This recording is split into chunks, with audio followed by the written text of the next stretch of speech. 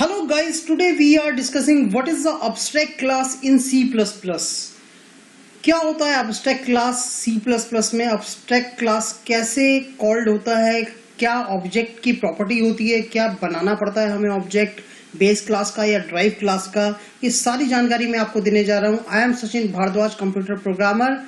Welcome to our channel Attitude Academy. Let's start our topic abstract class in C++. A abstract class क्या होता है? Abstract class का मतलब ये होता है abstract classes are those base class, those object are not declared, they are used only from the derivation purpose. A class can be made the abstract only when there is at least one pure virtual function. If the object of base class is declared, it is a flash and error message. In fact, base class act as the foundations of creating new classes. If an instance of a base class is created, they are only designed to inherit it. If a class contains more than one pure virtual function, then it is called abstract class. यानी one line definition simple है. If a class contains one and more pure virtual function, then it is called an abstract class, right? और अब आप जानिए कि pure virtual function के लिए हमें इक्वल टू लगाना पड़ता है। प्योर वर्चुअल फंक्शंस का सिंपल मतलब होता है कि आप जैसे ही फंक्शन डिक्लेयर कर देते हो उसके बाद आपको इक्वल टू 0 लिखना पड़ता है और 0 लिखते ही वो बन जाता है आपका pure virtual function. Class abstract वो वाली होती है जिसका हमें कोई ऑब्जेक्ट नहीं बनाना होता। अगर हम इसका कोई ऑब्जेक्ट बनाते हैं, यानी कि एक बेस क्लास मैंने बना रखी है, सिंपल समझिए, और अगर मैंने इस बेस क्लास का कोई ऑब्जेक्ट बना दिया तो वो मेरे पास एक एरर जनरेट कर देगा।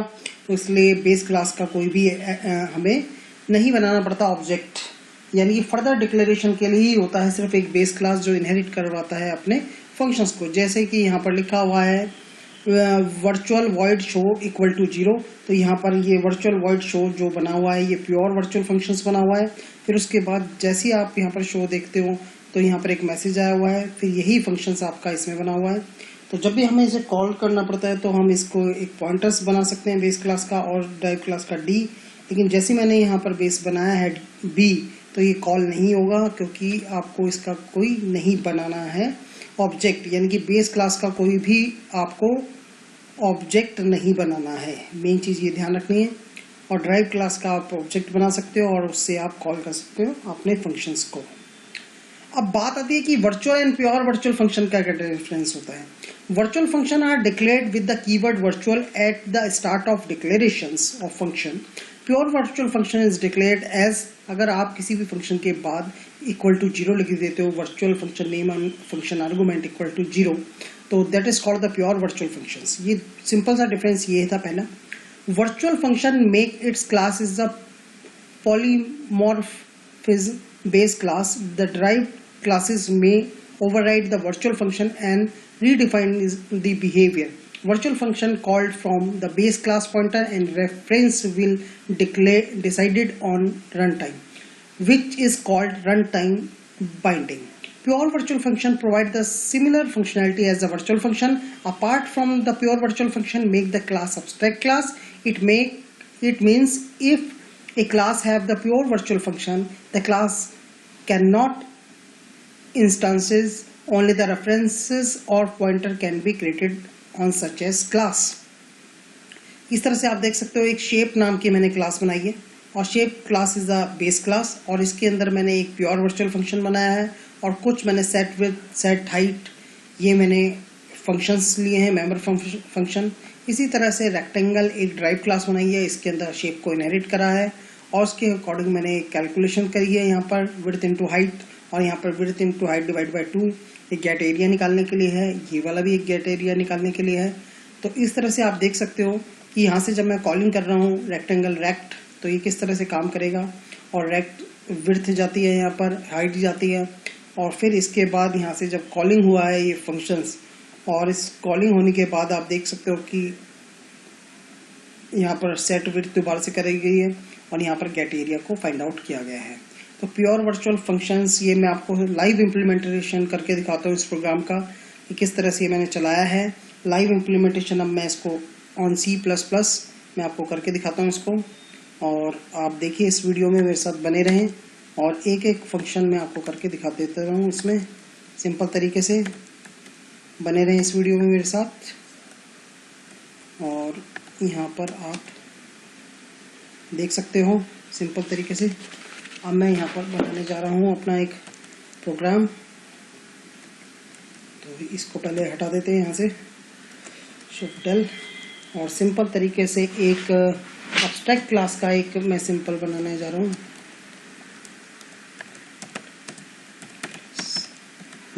एक प्रोग्राम। क्लास एरिया मैंने बना दिया है और यहाँ पर मैंने एक पब्लिक लिख दिया है और इसमें virtual keyword void get area नाम का मैंने वर्चुअल वॉइड गेट एरिया मैंने एक बनाया है प्योर वर्चुअल फंक्शन, राइट। और सेमीकोलन लगा दें, उसको बोलते हैं प्योर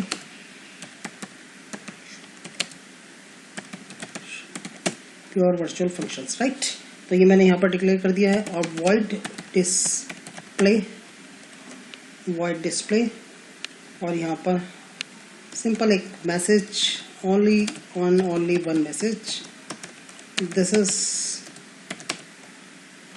एब्स्ट्रैक्ट क्लास। एक सिंपल सा एक मैसेज यहाँ पर मैंने छोड़ दिया है। और फिर उसके बाद क्लास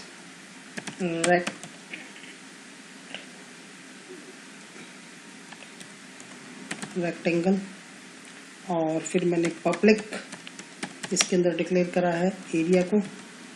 और ये सिंपल कंसेप्ट होता है प्राइवेट और इंट L, B, यहाँ देख सकते हो आप, पब्लिक। और फिर उसके बाद वॉइड गेट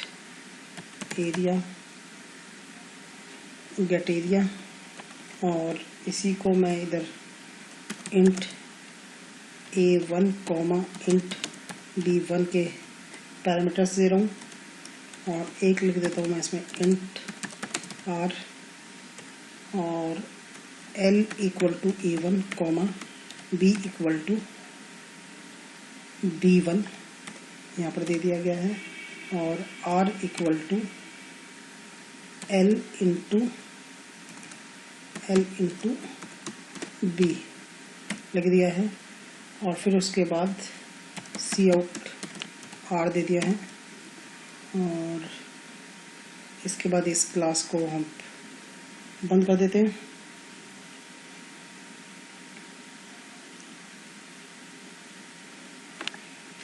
यहाँ पर ये क्लास हमारी बंद हो गई है और यहाँ पर ये वाली क्लास हमारी बंद हो गई है।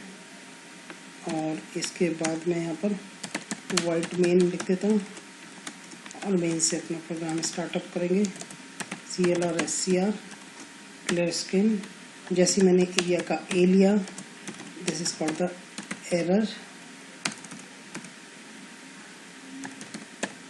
एरर आ जाएगा यहाँ पर। और रेक्टेंगल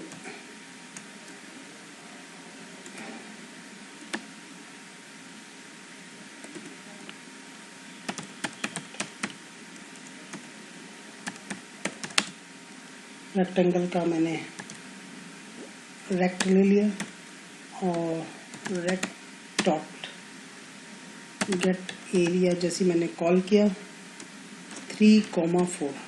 तो आप देख सकते हैं इसमें सबसे पहले क्या है, एरर जनरेट होने वाला है। और इस एरर से ये पता लग जाएगा कि उसका कोई ऑब्जेक्ट का कोई बेनिफिट नहीं होता। तो इसमें पहला जो एरर है that is called the abstract area.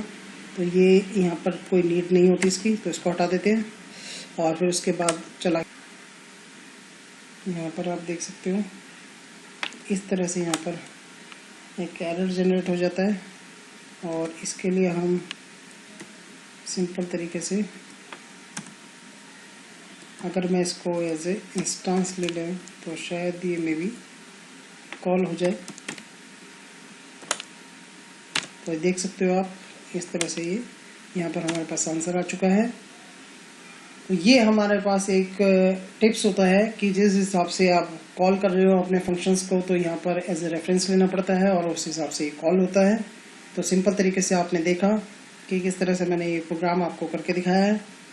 I hope आपको ये वीडियो अच्छा लगा होगा। इसे लाइक करें, शेयर करें, साथ ही बेल आइकन को प्रेस करना ना भूलें ताकि आने वाली नोटिफिकेशन आपको टाइम टू टाइम मिलती रहे। Thank you so much, bye bye.